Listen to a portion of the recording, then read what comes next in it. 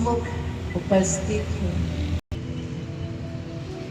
शांति शांति शांति।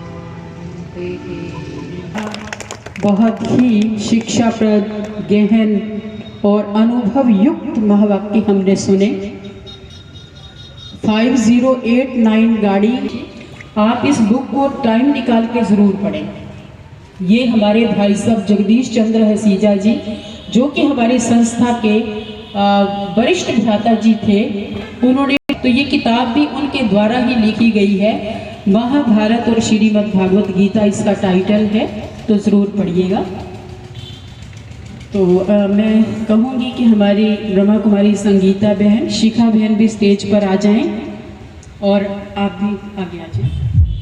सभी का बहुत बहुत धन्यवाद। आप सभी की शोभा बढ़ाई, लाभ प्राप्त किया, ज्ञान रत्नों से अपनी झोलियों को भरपूर किया आपने।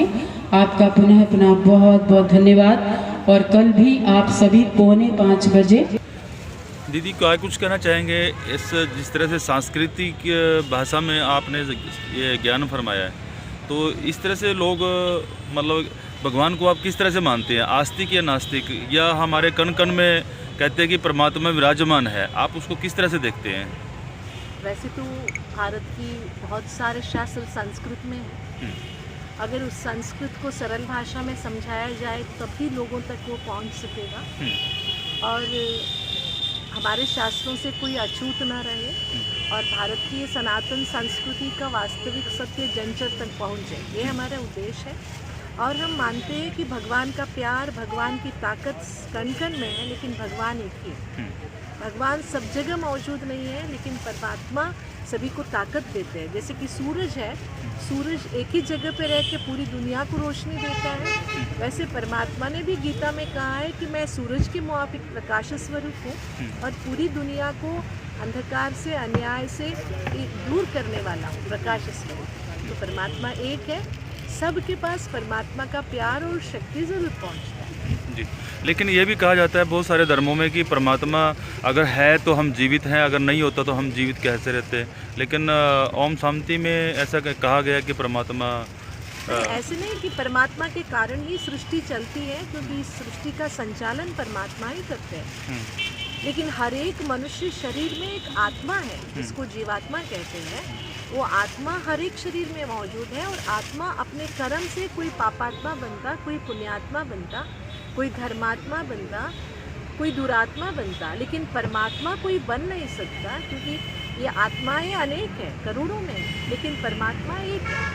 एक होने के कारण परमात्मा सभी को शक्ति देता है। परमात्मा के अस्तित्व के कारण ही दुनिया है, लेकिन सब में परमात्मा नहीं है, सब में मनुष्यात्माएं हैं। अगर सब में परमात्मा होता तो क्या परमात्मा अनाचार कराता, अन्याय कराता, अधर्म कराता? ये तो हो नहीं सकता ना।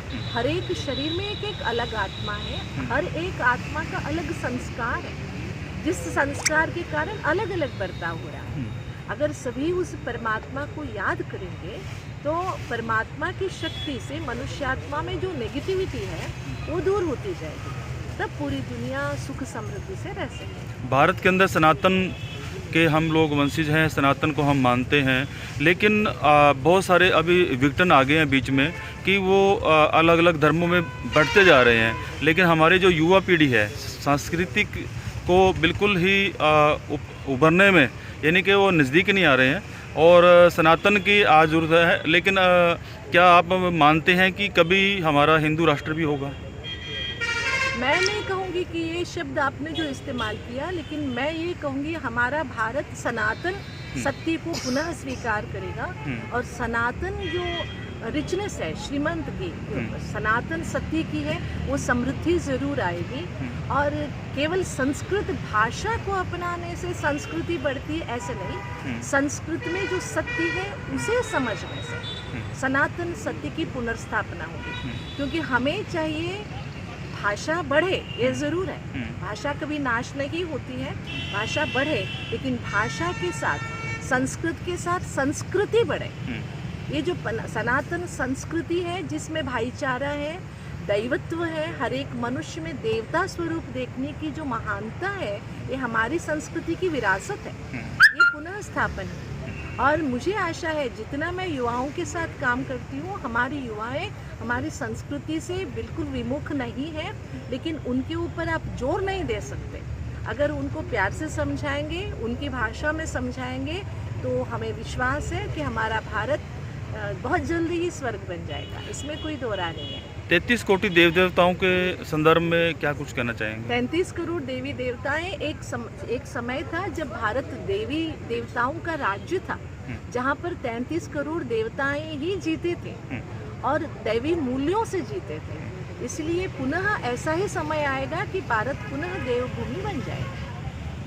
करनाल के लोगों को क्या कहना चाहेंगे दीदी? करनाल के लोग वैसे महादानी करण की धरती से हैं, तो महादानी है, अच्छे हैं, और यहाँ परमात्मा ने हरियाणा में ही गीता ज्ञान सुनाया ऐसा प्रतीत है।